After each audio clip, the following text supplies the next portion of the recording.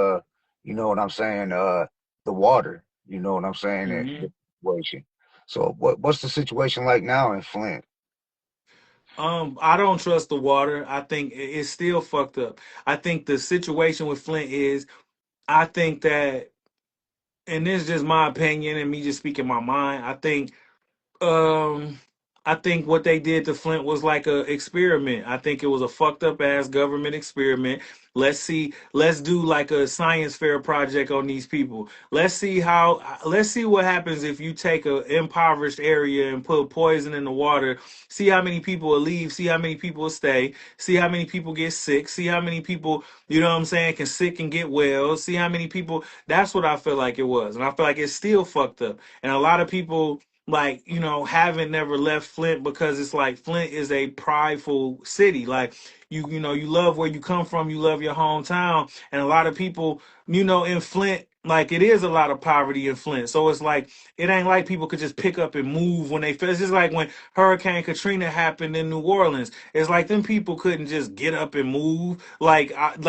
So a lot of motherfuckers didn't know where they was gonna go. And so with the Flint situation, it's like a lot of families and a lot of people just kind of got to stick it out because that's where their home is. That's where they built their life at.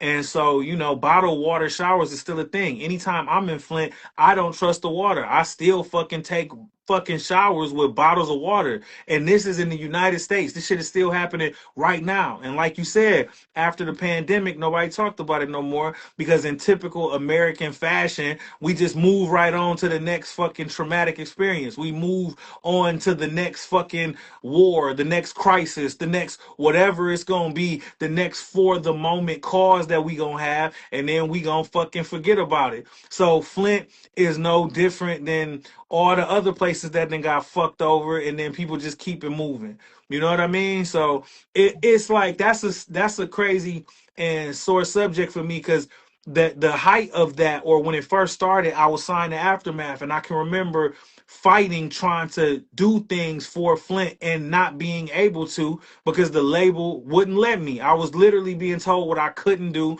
songs I couldn't make. I'm trying to make songs to bring attention to my hometown and the water, and these motherfuckers telling me, well, why do you want to do that? Why would you want? It's like, because I'm from there, because that's my city, because my mama's still there. What the fuck you mean? Why do I want to do this? So it's like when I think about that, just the whole scenario in general, it still pisses me off because I already knew like the government don't give a fuck about nobody, but being from Flint, Michigan, and people still, we can't trust the water in my hometown. It's just like, it's a slap in the face every fucking day. It's just a constant reminder of what the United States they don't give a fuck about you. They give a fuck about rich people, and that's it. And if you don't have enough money to make your voice mean something, then it's fuck you. They don't care whether you die, your mama died. They don't care if you got health care, no health care. They don't give a fuck about nothing that happens to anybody that don't have over a couple $100 million. And that's the fucking reality of America, man. Yeah, it's sad, but it's true. That's a fact. That's a fact, and that's why I wanted to ask you that because I felt like you'd be a good person to speak for Flint. You know what I'm saying? Because when we talk about John County, we think of Flint. You know what I'm saying? Well, So at least can I, you imagine how pissed off I was when I was on Aftermath and all I wanted to do was speak up for my home city and I was literally being told what I couldn't do? right. So so imagine that. You from Detroit, right? Yeah, yeah. Southwest Detroit. Imagine if something fucking crazy happened in Detroit, right? And you signed to one of the biggest labels in the world, and your voice would be the biggest voice for that city in a time of need, and executives are telling you no, you cannot. So Mm.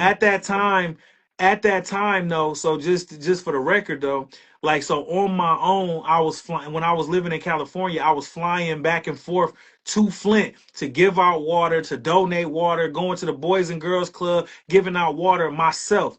And it's like that's not shit that I talk about often because I don't do it for no type of credit or recognition. I do it because just as a humanitarian, that's the shit that you supposed to do, like in the city that you from. But I think that a part of my narrative that I do want to get out there that it's like, just understand, man, like at that time, it pissed me the fuck off because it's like I'm Flint, born and bred, and I couldn't do everything that I wanted to do for the city of Flint because it was motherfuckers telling me that I couldn't do shit. Right.